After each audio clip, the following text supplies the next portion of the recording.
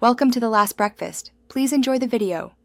In this video, I will explain how to recharge Honda Accord AC.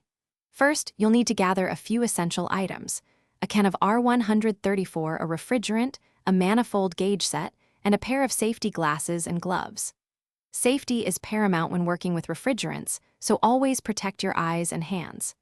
Once you have your tools, locate the low-pressure service port on your Honda Accord's AC system, usually marked with an L.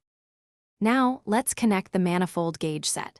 Take the blue hose and securely attach it to the low-pressure service port you just located.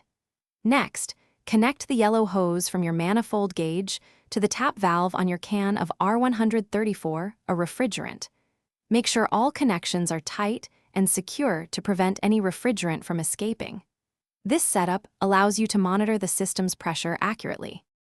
With everything connected, start your Honda Accord's engine and turn the AC to its maximum setting with the fan on high. Slowly open the valve on the refrigerant can, allowing the refrigerant to flow into the AC system. Keep a close eye on the low-side pressure gauge on your manifold set.